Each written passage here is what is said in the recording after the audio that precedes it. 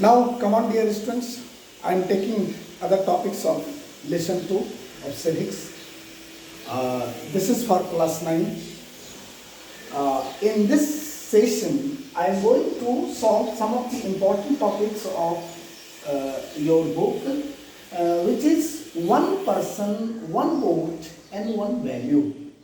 This is a certain condition of democracy, that every person which dwells in a particular country must have voting rights, and one person can cast one vote, and that vote must have a same value.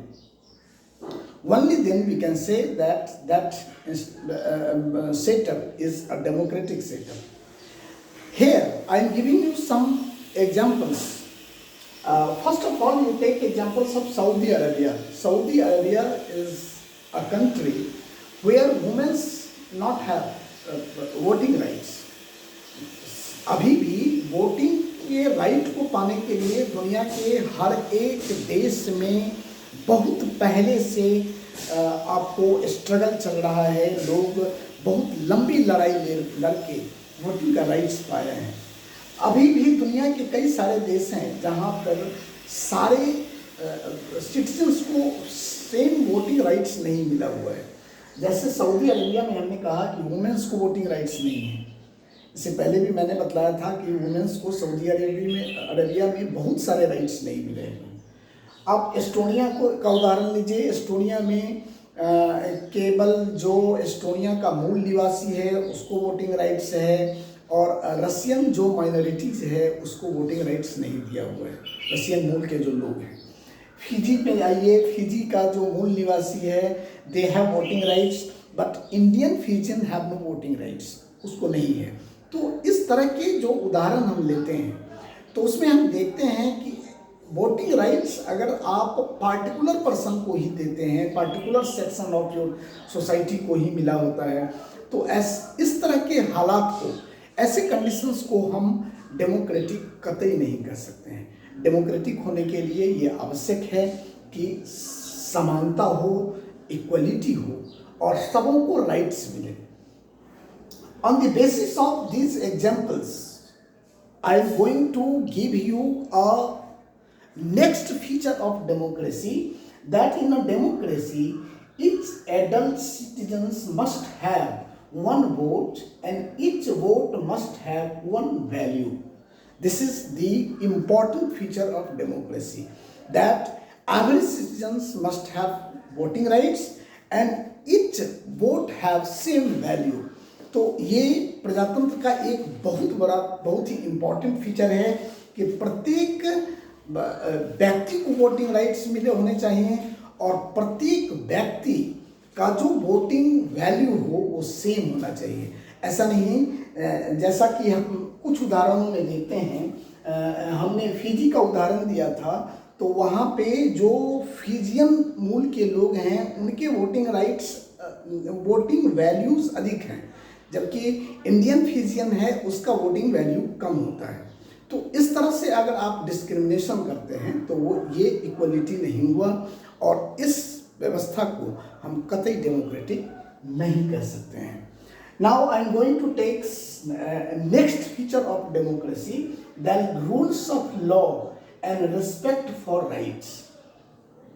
In democracy the rules must be based on constitution, law of constitutions, and every citizens have right, and that right must be protected by the law of that particular country.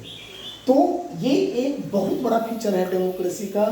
अगर इस तरह के अधिकार नहीं मिले होते हैं, कानून का वहाँ शासन नहीं होता है, या जो राइट्स लोगों को दिए गए हैं वो कॉन्स्टिट्यूशन से प्रोटेक्टेड नहीं है, कोर्ट से प्रोटेक्टेड नहीं है, लॉ से प्रोटेक्टेड नहीं है, तो इस हालात को हम डेमोक्रेटिक नहीं कर सकते हैं. चलिए इसका एक उदाहरण आपको हम देते हैं जिम्बाब्वे से. जिम्बाब्वे एक ऐसा देश है जहां 1980 तक वहां के जो व्हाइट माइनॉरिटी थे उनका शासन था. जब व्हाइट माइनॉरिटी के शासन को बड़ी लंबी जद्दोजहद के बाद समाप्त किया गया, तो then ZANU PF is a political party of Zimbabwe which got its independence from minority white peoples. तो वहाँ जानु पीएफ ने ही वहाँ के जिम्बाब्वे को स्वतंत्र कराया। स्वतंत्रता के बाद जानु पीएफ सत्ता में आई, उसके नेता थे रॉबर्ट मुगाबे। वो बड़े ही पॉपुलर नेता थे वहाँ के।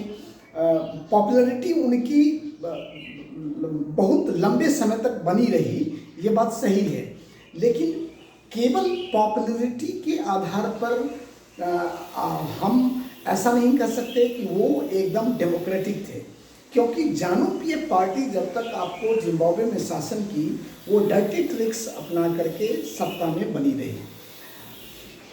हर एक टर्म के बाद जो कॉन्स्टिट्यूशन से टर्म बनाए गए थे इलेक्शन कराने के, उस टर्म के पूरा होने पर इलेक्शन जिम्बाब्वे में कराया जाता था, लेकिन फ्री एंड फेयर इलेक्शन नहीं होता था। उसमें कुछ ऐसे ट्रिक्स अपनाए जाते थे जानु पीएफ पार्टी के द्वारा कि हमेशा जीत जानु पीएफ की ही होती थी और सरकार जानु पीएफ की ही बनती थी। तो ऐसे हालात में जब इस तरह के डर्टी ट्रिक्स अपना करके हम कुछ अनकॉन्स्टिट्यूशनल वे में जा करके और सत्ता को प्राप्त कर लेते हैं, इलेक्शन को जीत लेते हैं, तो इसे हम कतई डेमोक्रेटिक नहीं कह सकते हैं।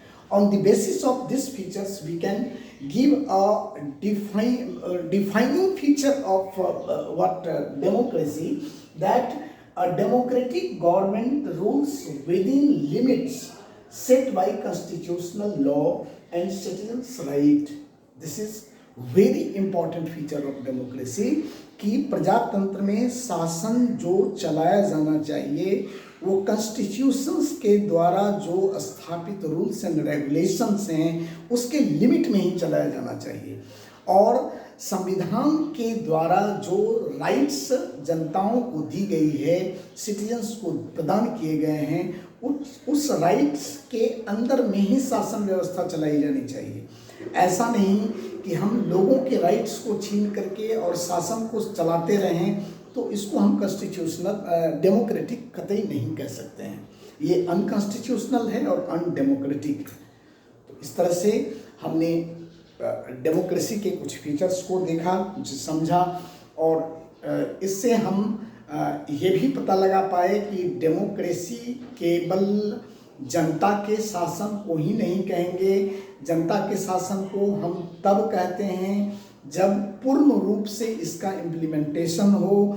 बहुत सारे ऐसे शासक हुए हैं जो लोगों को दिखाने के लिए इसको प्रूव करते रहे हैं कि हम डेमोक्रेटिक तरीके से शासन कर रहे हैं, लेकिन जब उसको आप गहराई से समझने का प्रयास करेंगे तो ये पूर्ण रूप से क्लियर हो जाता है कि उन्होंने डेमोक्रेटिक तरीके से शासन नहीं किया है, जैसा कि हमने पीछे बहुत सारे उदाहरण दिए हैं। तो इस तरह के हालात अगर बनते हैं तो इसको हम डेमोक्रेटिक नहीं कहेंगे।